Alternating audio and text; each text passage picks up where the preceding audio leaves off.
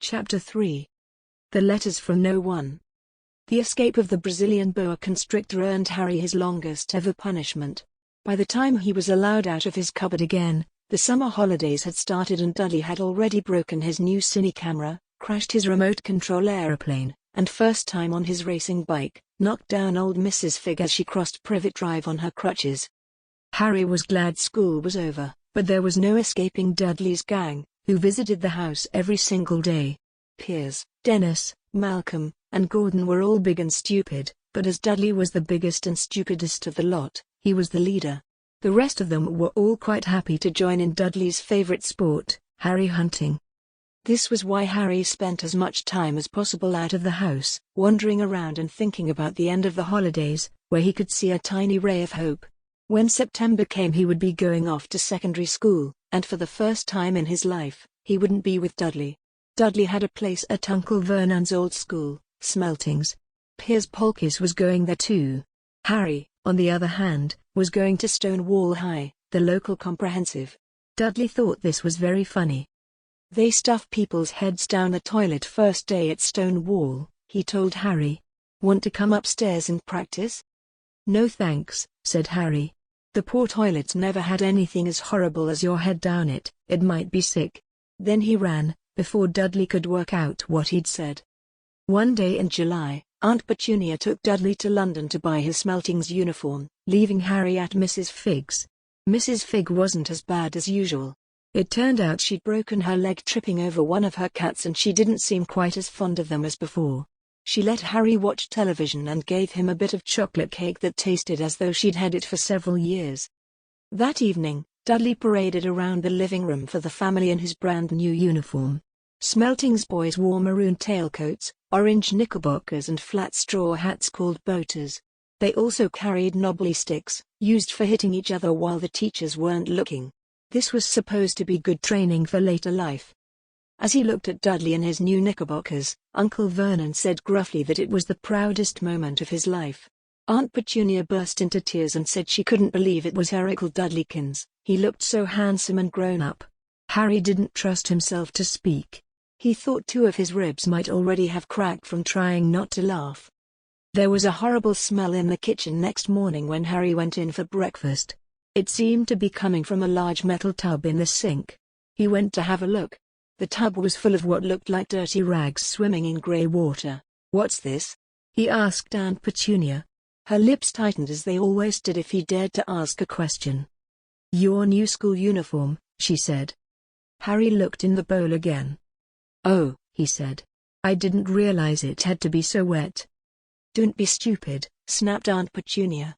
I'm dyeing some of Dudley's old things grey for you. It'll look just like everyone else's when I've finished. Harry seriously doubted this, but thought it best not to argue. He sat down at the table and tried not to think about how he was going to look on his first day at Stonewall High, like he was wearing bits of old elephant skin probably. Dudley and Uncle Vernon came in, both with wrinkled noses because of the smell from Harry's new uniform. Uncle Vernon opened his newspaper as usual and Dudley banged his smelting stick, which he carried everywhere, on the table. They heard the click of the letterbox and flop of letters on the doormat. Get the post, Dudley, said Uncle Vernon from behind his paper. Make Harry get it. Get the post, Harry. Make Dudley get it. Poke him with your smelting stick, Dudley. Harry dodged the smelting stick and went to get the post. Three things lay on the doormat: a postcard from Uncle Vernon's sister Marge, who was holidaying on the Isle of Wight, a brown envelope that looked like a bill, and a letter for Harry. Harry picked it up and stared at it, his heart twanging like a giant elastic band. No one, ever, in his whole life, had written to him. Who would? He had no friends, no other relatives, he didn't belong to the library so he'd never even got rude notes asking for books back. Yet here it was, a letter, addressed so plainly there could be no mistake. Mr. H. Potter. The cupboard under the stairs. 4 Privet Drive. Little whinging. Sorry. The envelope was thick and heavy, made of yellowish parchment, and the address was written in emerald green ink. There was no stamp. Turning the envelope over, his hand trembling, Harry saw a purple wax seal bearing a coat of arms, a lion, an eagle, a badger and a snake surrounding a large letter H. "Hurry up, boy!" shouted Uncle Vernon from the kitchen. "What are you doing, checking for letter bombs?" He chuckled at his own joke. Harry went back to the kitchen, still staring at his letter. He handed Uncle Vernon the bill and the postcard, sat down and slowly began to open the yellow envelope. Uncle Vernon ripped open the bill, snorted in disgust and flipped over the postcard. "Marge is ill," he informed Aunt Petunia. "Ate a funny whelk." "Dad," said Dudley suddenly. "Dad, Harry's got something." Harry was on the point of unfolding his letter, which was written on the same heavy parchment as the envelope, when it was jerked sharply out of his hand by Uncle Vernon. "That's mine," said Harry, trying to snatch it back. "Who'd be writing to you?" sneered Uncle Vernon, shaking the letter open with one hand and glancing at it. His face went from red to green faster than a set of traffic lights. And it didn't stop there. Within seconds it was the grayish-white of old porridge. "Petunia," he gasped. Dudley tried to grab the letter to read it, but Uncle Vernon held it high out of his reach. Aunt Petunia took it curiously and read the first line. For a moment it looked as though she might faint. She clutched her throat and made a choking noise. "Vernon. Oh my goodness, Vernon." They stared at each other, seeming to have forgotten that Harry and Dudley were still in the room. Dudley wasn't used to being ignored. He gave his father a sharp tap on the head with his smelting stick.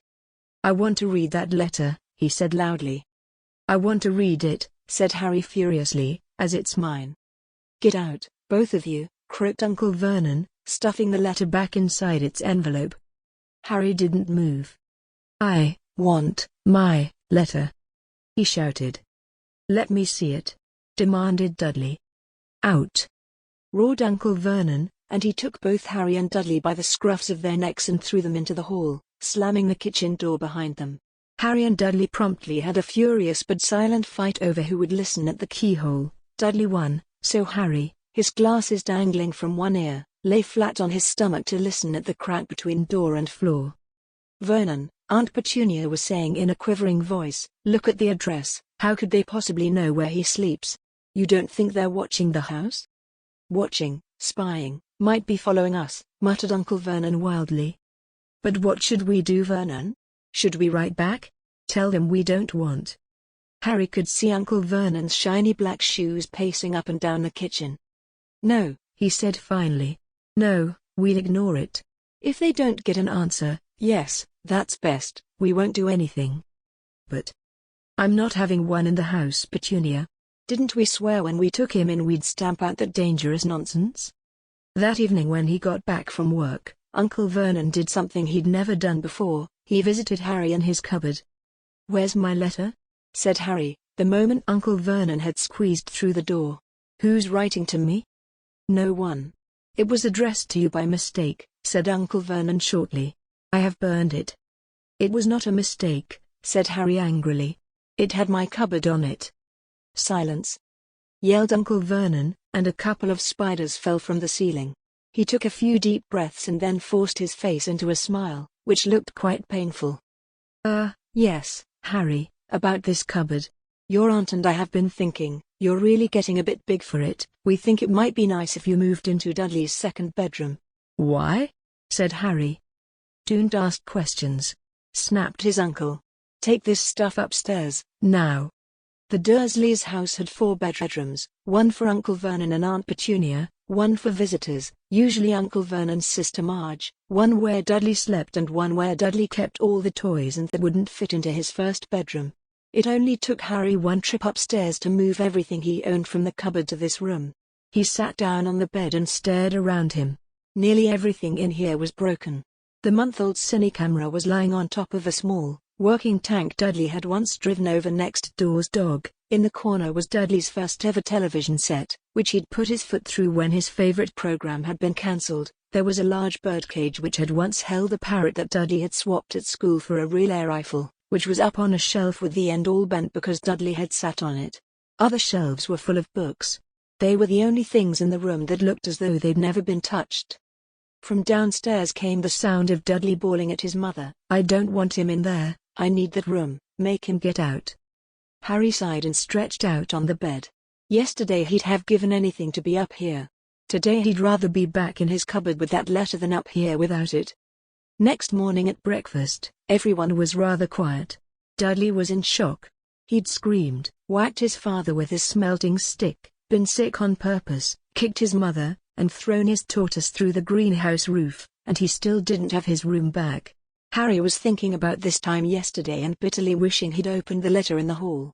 Uncle Vernon and Aunt Petunia kept looking at each other darkly. When the post arrived, Uncle Vernon, who seemed to be trying to be nice to Harry, made Dudley go and get it. They heard him banging things with his smelting stick all the way down the hall. Then he shouted, "There's another one. Mr. H. Potter, the smallest bedroom, 4 Privet Drive." With a strangled cry, Uncle Vernon leapt from his seat and ran down the hall, Harry right behind him. Uncle Vernon had to wrestle Dudley to the ground to get the letter from him, which was made difficult by the fact that Harry had grabbed Uncle Vernon around the neck from behind. After a minute of confused fighting, in which everyone got hit a lot by the smelting stick, Uncle Vernon straightened up, gasping for breath, with Harry's letter clutched in his hand. "Go to your cupboard, I mean, your bedroom," he wheezed at Harry. "Dudley, go, just go." Harry walked round and round his new room. Someone knew he had moved out of his cupboard and they seemed to know he hadn't received his first letter. Surely that meant they'd try again? And this time he'd make sure they didn't fail. He had a plan. The repaired alarm clock rang at 6 o'clock the next morning. Harry turned it off quickly and dressed silently. He mustn't wake the Dursleys. He stole downstairs without turning on any of the lights. He was going to wait for the postman on the corner of Privet Drive and get the letters for number 4 first. His heart hammered as he crept across the dark hall towards the front door. "Ah!" Harry leapt into the air. He'd trodden on something big and squashy on the doormat, something alive. Lights clicked on upstairs and to his horror Harry realized that the big squashy something had been his uncle's face. Uncle Vernon had been lying at the foot of the front door in a sleeping bag, clearly making sure that Harry didn't do exactly what he'd been trying to do. He shouted at Harry for about half an hour and then told him to go and make a cup of tea. Harry shuffled miserably off into the kitchen, and by the time he got back, the post had arrived, right into Uncle Vernon's lap. Harry could see 3 letters addressed in green ink. "I want," he began, but Uncle Vernon was tearing the letters into pieces before his eyes. Uncle Vernon didn't go to work that day. He stayed at home and nailed up the letterbox. "See," he explained to Aunt Petunia through a mouthful of nails. "If they can't deliver them they'll just give up." "I'm not sure that'll work, Vernon." "Oh, these people's minds work in strange ways, Petunia, they're not like you and me," said Uncle Vernon, trying to knock in a nail with the piece of fruitcake Aunt Petunia had just brought him. On Friday, no fewer than 12 letters arrived for Harry. As they couldn't go through the letterbox they had been pushed under the door, slotted through the sides, and a few even forced through the small window in the downstairs toilet. Uncle Vernon stayed at home again. After burning all the letters, he got out a hammer and nails and boarded up the cracks around the front and back doors so no one could go out. He hummed tiptoe through the tulips as he worked, and jumped at small noises. On Saturday, things began to get out of hand. 24 letters to Harry found their way into the house, rolled up and hidden inside each of the 24 eggs that their very confused milkman had handed Aunt Petunia through the living room window. While Uncle Vernon made furious telephone calls to the post office and the dairy trying to find someone to complain to, Aunt Petunia shredded the letters in her food mixer. "Who on earth wants to talk to you this badly?" Dudley asked Harry in amazement. On Sunday morning, Uncle Vernon sat down at the breakfast table looking tired and rather ill, but happy. No post on Sundays, he reminded them happily as he spread marmalade on his newspapers. "No damn letters today." Something came whizzing down the kitchen chimney as he spoke and caught him sharply on the back of the head. Next moment, 30 or 40 letters came pelting out of the fireplace like bullets. The Dursleys ducked, but Harry leapt into the air trying to catch one. "Out! Out!" Uncle Vernon seized Harry around the waist and threw him into the hall. When Aunt Petunia and Dudley had run out with their arms over their faces, Uncle Vernon slammed the door shut. They could hear the letters still streaming into the room, bouncing off the walls and floor. "That does it," said Uncle Vernon, trying to speak calmly but pulling great tufts out of his mustache at the same time. I want you all back here in 5 minutes, ready to leave. We're going away. Just pack some clothes. No arguments. He looked so dangerous with half his moustache missing that no one dared argue. 10 minutes later they had wrenched their way through the boarded-up doors and were in the car, speeding towards the motorway. Dudley was sniffling in the back seat. His father had hit him round the head for holding them up while he tried to pack his television, video and computer in his sports bag. They drove. And they drove. Even Aunt Petunia didn't dare ask where they were going. Every now and then Uncle Vernon would take a sharp turning and drive in the opposite direction for a while. "Shake 'em off, shake 'em off," he would mutter whenever he did this. They didn't stop to eat or drink all day. By nightfall Dudley was howling. He'd never had such a bad day in his life. He was hungry, he'd missed 5 television programs he'd wanted to see and he'd never gone so long without blowing up an alien on his computer. Uncle Vernon stopped at last outside a gloomy-looking hotel on the outskirts of a big city. Dudley and Harry shared a room with twin beds and damp musty sheets. Dudley snored but Harry stayed awake, sitting on the windowsill, staring down at the lights of passing cars and wondering. They ate stale cornflakes and cold tinned tomatoes on toast for breakfast next day. They had just finished when the owner of the hotel came over to their table. "Excuse me, but is one of you Mr. H. Potter? Only I got about 100 of these at the front desk." She held up a letter so they could read the green ink address. "Mr. H. Potter. Room 17. Railview Hotel. Cokeworth." Harry made a grab for the letter but Uncle Vernon knocked his hand out of the way. The woman stared. "I'll take them," said Uncle Vernon, standing up quickly and following her from the dining room. "Wouldn't it be better just to go home, dear?" Aunt Petunia suggested timidly, hours later, but Uncle Vernon didn't seem to hear her. Exactly what he was looking for, none of them knew. He drove them into the middle of a forest, got out, looked around, shook his head, got back in the car, and off they went again. The same thing happened in the middle of a plowed field, halfway across a suspension bridge, and at the top of a multi-story car park. "Daddy's gone mad, hasn't he?" Dudley asked Aunt Petunia dully late that afternoon. Uncle Vernon had parked at the coast, locked them all inside the car and disappeared. It started to rain. Great drops beat on the roof of the car. Dudley sniveled. "It's Monday," he told his mother. "The Great Humberto's on tonight. I want to stay somewhere with a television." Monday. This reminded Harry of something. If it was Monday, and you could usually count on Dudley to know the days of the week, because of television, then tomorrow, Tuesday, was Harry's 11th birthday. Of course, his birthdays were never exactly fun. Last year, the Dursleys had given him a coat hanger and a pair of Uncle Vernon's old socks. Still, you weren't 11 every day. Uncle Vernon was back and he was smiling. He was also carrying a long, thin package and didn't answer Aunt Petunia when she asked what he'd bought. "Found the perfect place," he said. "Come on. Everyone out." It was very cold outside the car. Uncle Vernon was pointing at what looked like a large rock way out to sea.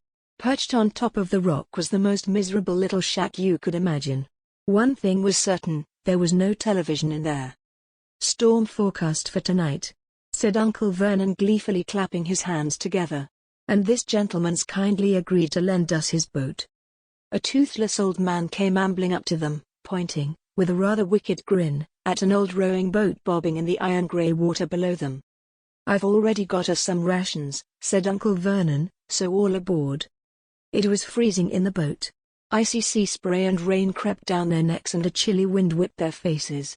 After what seemed like hours they reached the rock, where Uncle Vernon, slipping and sliding, led the way to the broken-down house. The inside was horrible. It smelled strongly of seaweed, the wind whistled through the gaps in the wooden walls, and the fireplace was damp and empty. There were only 2 rooms. Uncle Vernon's rations turned out to be a packet of crisps each and 4 bananas. He tried to start a fire but the empty crisp packets just smoked and shriveled up. "Could do with some of those letters now, eh?" he said cheerfully. He was in a very good mood. Obviously he thought nobody stood a chance of reaching them here in a storm to deliver post. Harry privately agreed, though the thought didn't cheer him up at all. As night fell, the promised storm blew up around them. Spray from the high waves splattered the walls of the hut and a fierce wind rattled the filthy windows. Aunt Petunia found a few moldy blankets in the second room and made up a bed for Dudley on the moth-eaten sofa. She and Uncle Vernon went off to the lumpy bed next door, and Harry was left to find the softest bit of floor he could and to curl up under the thinnest, most ragged blanket. The storm raged more and more ferociously as the night went on. Harry couldn't sleep. He shivered and turned over, trying to get comfortable, his stomach rumbling with hunger. Dudley's snores were drowned by the low rolls of thunder that started near midnight. The lighted dial of Dudley's watch, which was dangling over the edge of the sofa on his fat wrist, told Harry he'd be 11 in 10 minutes' time. He lay and watched his birthday tick nearer, wondering if the Dursleys would remember at all, wondering where the letter writer was now. 5 minutes to go. Harry heard something creak outside. He hoped the roof wasn't going to fall in, although he might be warmer if it did. 4 minutes to go. Maybe the house in Privet Drive would be so full of letters when they got back that he'd be able to steal one somehow. 3 minutes to go. Was that the sea slapping hard on the rock like that? And, 2 minutes to go, what was that funny crunching noise? Was the rock crumbling into the sea? 1 minute to go and he'd be 11. 30 seconds, 20, 10, 9, maybe he'd wake Dudley up, just to annoy him. 3, 2, 1. Boom. The whole shack shivered and Harry sat bolt upright, staring at the door. Someone was outside, knocking to come in.